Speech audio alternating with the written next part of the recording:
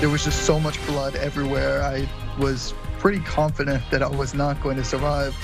The teenager who survived a machete attack in Austin speaks out as he recovers in the hospital.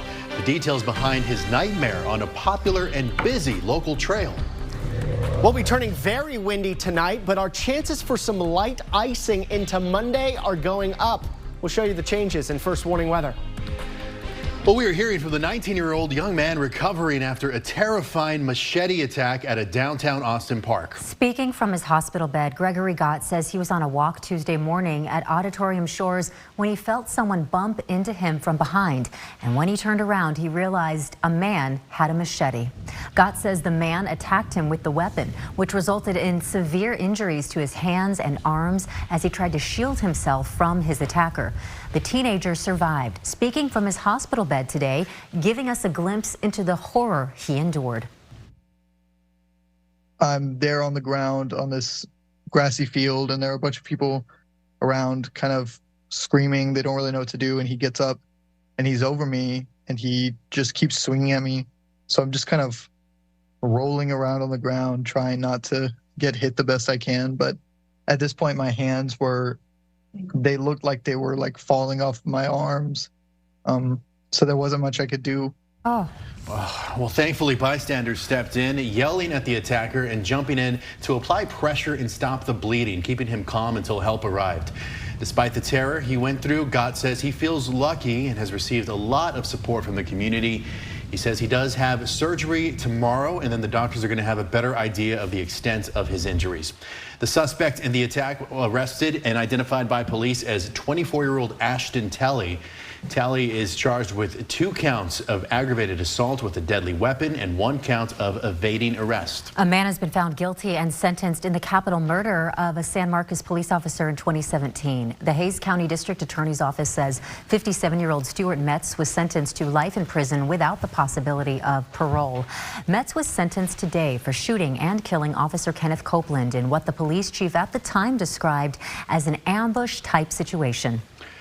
All right, to the weather now, and taking a live look outside here in downtown Austin, where the skies look pretty clear. The temperatures are nice and comfortable. It's beautiful outside right now, but get ready for some changes. This is the Central Texas way, and our meteorologist Nick Bannon is joining us now to talk about freezing temperatures coming our way. So, Nick, when do we start to see those temperatures drop? Yeah, those look to be dropping earlier now into Sunday morning, and we'll be focusing so much of our attention on that Arctic cold coming our way, but we do have a cold front coming tonight that we've got to talk about too.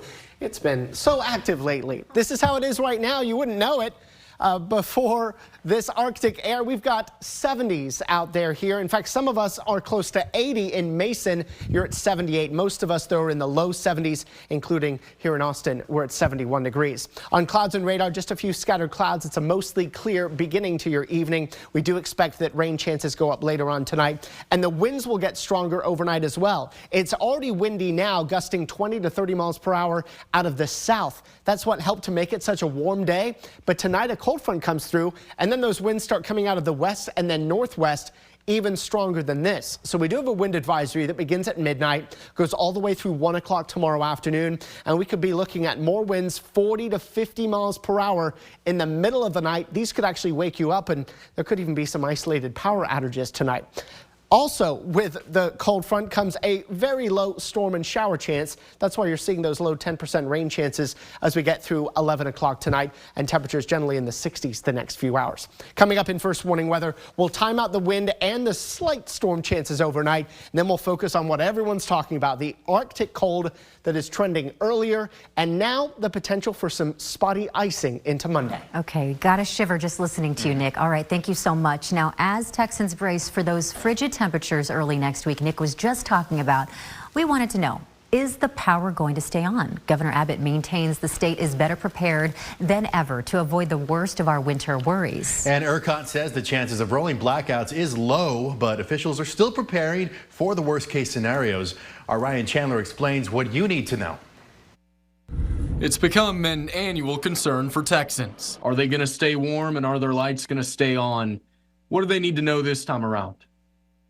Well, they need to know that this cold front is not expected to be as difficult or as bad as the one in February of 2021. I think the weatherization requirements for the electric power plants have certainly helped. Since this freeze nearly 3 years ago, Texas has performed more than 1,500 inspections of power plants. State leaders are more confident than ever. Texas and the grid are better prepared than we've ever been. I think it's just a bit of a different storm, but that doesn't mean we might not have issues. We're not out of the cold quite yet. ERCOT predicts a nearly 1 in 6 chance of rolling blackouts if conditions are as severe as the December 2022 storm. That one was not nearly as bad as February of 21, when ERCOT's own math said it was only a 1 in 20 chance of rolling blackouts.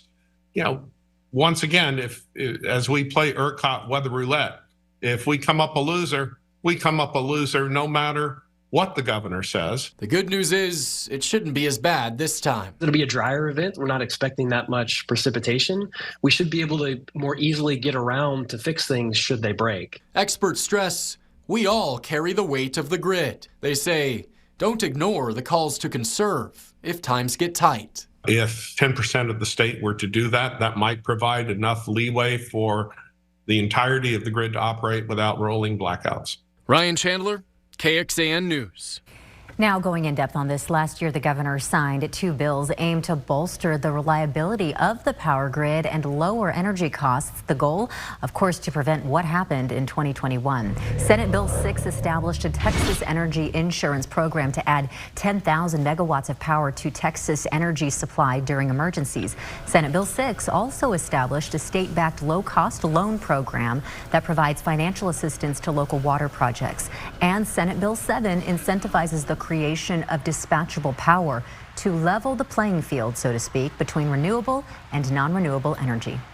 We are hearing now from witnesses of that explosion at a hotel in downtown Fort Worth earlier this week. Harrowing new surveillance footage shows a close call between one woman and flying debris. Now, the video shows the moment the first 2 floors exploded at the Sandman Signature Hotel. In this video recorded at the bar across the street, you see a flash from the explosion right there. Then a hotel wall topples to the street and debris fills the air. Now inside, one woman was reaching for the bar's front doors and then it was flung open by the blast. You can see the debris flies straight through the window. Now here's what the woman had to say. I'm okay, it knocked me back a little bit, but I did see the fire come at me and felt the pressure cloud come through me. And this is what the window looks like now. The blast's force so fierce it knocked doors off their hinges, toppled railings, and cracked walls. The bar is now boarded up. Fort Worth fire officials say the blast injured 21 people. Earlier this week, they said they believe natural gas played a part in the explosion. The TSA says its agents found a record number of firearms at airport security checkpoints in 2023. According to the agency, over 6,700 guns were detected at the nation's airports. That tops the previous record of just over 6,500. The agency said 93% of those weapons were loaded. When a firearm is detected at a security checkpoint, local law enforcement is called in, and the passenger and that weapon are typically removed from the area. And depending on local laws, the passenger may be arrested. TSA officials say a firearm can't be transported on airplanes if it, or I should say, can be transported if it's packed properly in a locked, hard-sided case, placed in a checked baggage, and declared at check-in. Coming up, Boeing is now under investigation after a door panel blowout on an Alaska Airlines flight resulted in an emergency landing over the weekend. Plus, the Williamson County project designed to make a big impact in the affordable housing crisis. What makes this apartment complex unique? And as you prepare for temperatures to drop not only tonight but next week, we'll let you know what you should be on the lookout for on your winter weather checklist. The FAA is investigating Boeing after a door plug fell out of the fuselage of an Alaska Airlines plane during a flight, resulting in a mid-air blowout at 16,000 feet. A statement from the FAA said it will examine whether the company failed to ensure completed products conform to its approved design and were in a condition for safe operation in compliance with FAA regulations. The statement also said this incident should never have happened and it cannot happen again. Boeing released a statement saying it will cooperate fully and transparently with this investigation.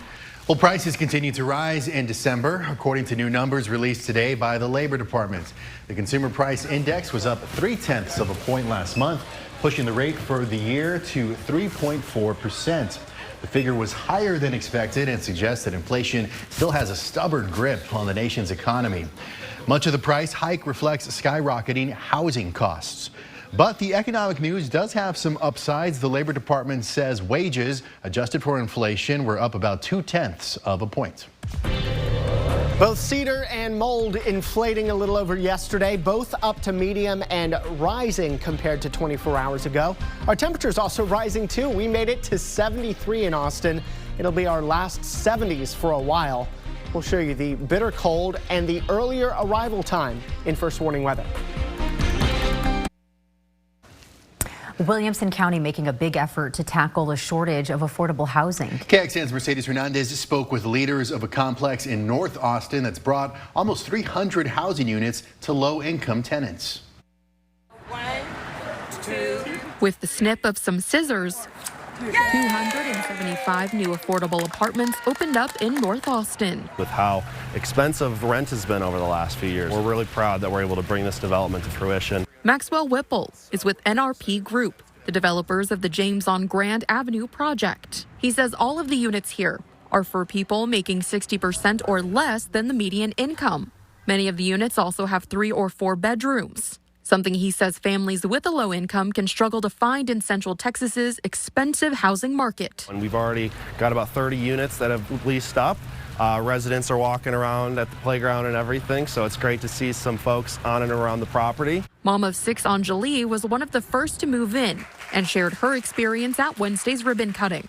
It made my kids feel better living here because when we moved from, my kids never got to go outside. The complex is just across the Williamson County line. Precinct 1 Commissioner Terry Cook says people in the suburbs aren't immune to the affordable housing crisis. If you talk to any of the serving centers across Williamson County, the numbers of people coming to them looking for housing and a solution are tremendous. She says one reason she supported building the complex is because it will have financial literacy and home ownership programs for adults and after-school programs for kids. Holistically, they're looking at families at what do you need. In Austin, Mercedes Hernandez, KXAN News. And developers of this complex say construction is still taking place in some areas, but that is expected to be wrapped up in the coming months. First warning weather with meteorologist Nick Bannon. Before we get to this weekend's Arctic blast, we still have a cold front coming through tonight to worry about. We're here at 71. Look at that chilly air northwest of us.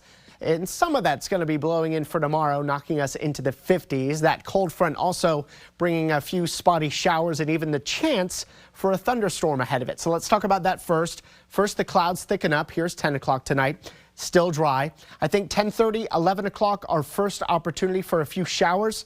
And as we approach midnight, almost our best chance of rain continues up until about 1 or 2 in the morning as spotty showers and isolated thunderstorms move through the area. Generally, the highest rain chances are going to be northeast of Austin. That's where we may also find a strong or even briefly severe storm. And then I think those storms will be out of here by about 2:30. And then we're clear again. Expect a lot of sunshine tomorrow. It will just be a windy and colder day. Our main concern with the storms anyway is large hail and damaging winds. You can see part of Milam County in a 2 out of 5 severe weather threat. Most of our eastern counties at a 1 out of 5 for that briefly large hail or damaging wind concern with any isolated storm. Most of us will just be concerned about plain old wind not associated with the storms, and that picks up through the night, especially after midnight. Don't be surprised if the wind actually wakes you up in the middle of the night, 4:30 in the morning, gusting 40 to in some places up to 50 miles per hour. That would be strong enough to cause some at least isolated power outages overnight. It's also going to shift the wind to become out of the northwest, making for a chillier day tomorrow. The strongest of the winds will be Friday morning, backing off considerably in the afternoon, and then we're almost calm by Friday evening. So a shorter wind event than the one we had earlier in the week, but still, the wind will be rocking overnight tonight. 20% rain and storm chances, mostly northeast of Austin, close to midnight. Overnight lows down to 41. of course, turning increasingly windy tonight. And then our day tomorrow, 55, mostly sunny, windy, and clearly colder. Saturday's a quiet day, a good day to get ready for our Arctic blast, which now looks to arrive Sunday morning. I know you're seeing a high of 38 or so on Sunday. That's going to happen just after midnight. Here are Saturday evening's temperatures, 50s and 40s. But then here comes the cold. Just after midnight, we're in the upper 30s to near 40. And then we just keep getting colder. We don't think we get to those temperatures again the rest of the day. So the cold is arriving earlier now and lasting a little bit longer as a result. We may not climb above freezing Sunday afternoon. What about the days that follow? Well, Monday's high, 33, barely above freezing. Tuesday, 35, also barely above freezing. And then we're finally getting out of this here by Wednesday afternoon. But our nighttime lows, much colder, a widespread hard freeze down to 20 Monday morning, 16 Tuesday morning, 20 Wednesday morning. And when you add the wind to this, the feels like temperature could be in the single digits to near zero. We've also added chances for some light icing later Sunday into the first half of Monday. See that pink color here on the maps through Monday morning? That is light freezing drizzle or freezing rain that could bring some slippery spots to elevated surfaces like bridges and overpasses. So the forecast has changed somewhat for the colder and potentially a little more wintry. And then things start to slowly warm by the middle and end of next week. Nick, thank you so much for walking us through that. And while that wintry weather is still just a few days away, Central Texans can take steps right now to prepare themselves and their homes ahead of these sub-freezing temperatures. Experts recommend drivers fuel up their vehicles and check the air pressure in their tires to prevent any roadside emergencies. Residents should also stock their homes with non-perishable food and at least 1 gallon of drinking water per person per day. You should also keep an emergency kit inside the home and vehicles. Those can include a first aid kit, flashlights, matches, and candles. And don't forget to protect the 4 Ps, people, pets, plants, and pipes. Those are the essentials that should be kept indoors and properly insulated to protect them from the elements. Digital reporter Kelsey Thompson has more details on your winter weather checklist over at KXAN.com. And the Central Texas Food Bank says that it's preparing for those cold days ahead. The food bank wrote on social media today that they're monitoring conditions and getting ready to mobilize should people need any food assistance when the temperatures plummet. They also said they are coordinating with other agencies to make sure the Central Texas community's needs are met during the rough weather. Now, city leaders will open cold weather shelters on Sunday, Monday, and Tuesday night. There will be free bus fares for those needing to get to the registration site at One Texas Center on Barton Springs Road. Registration will start on those days at 5 o'clock in the evening. Well, still to come, meet the young football fan so dedicated to his favorite team, he landed himself in the hospital in order to watch them play. Another big shakeup in the football world. New England Patriots coach Bill Belichick announced he is parting ways with the team. It's the end of an era for the Patriots, with the team's owner Robert Kraft calling Belichick, quote, the greatest coach of all time, after his 24-year tenure of leading the team. Belichick reflected today on his time as head coach. We had a vision of, building a winner, building a championship football team here, and that's exceeded my wildest dreams and expectations. The amount of success that we were able to achieve together, through a lot of hard work and, contributions of so many people. Now, the reason given for Belichick's departure was that it was, quote, a move mutually needed at this time. This comes, of course, just one day after another big change in the football landscape, the announcement that University of Alabama head coach Nick Saban is retiring. Okay, more football-related news. How much would you pay to watch your favorite NFL team play? I've heard of folks paying $1,000, $2,000. Well, this little guy paid just 25 cents, but he also paid a trip to the ER in order to watch Sunday night's Buffalo Bills game. 6-year-old Ryder Borkowski went a little bit too far in his effort to watch the game after his mom told him he had to go to bed because the game was on too late and he had school in the morning. In response, what does he do? He goes and swallows a quarter, prompting a trip to the hospital where he knew he could likely watch. I just really wanted to stay up for the Bills game. No quarters are allowed in our house anymore. We were downstairs getting ready for the game. He was supposed to be up in bed. He came downstairs crying and said, "Mommy, don't be mad at me, but I swallowed a quarter." As a mom to an almost 4-year-old, this one scares me. It wasn't until Monday morning that he had the quarter surgically removed. But little Ryder still got to watch his beloved team play. And I'll have to check with sports, but I hope his team won. All right, well, coming up tonight on KXAN, we're going to head to the Big Apple with Law & Order at 7. And we get more crime drama with Law & Order SVU at 8. Then another hour of crime in the big city with Law & Order Organized Crime. And then you can join us back here for KXAN News at 10.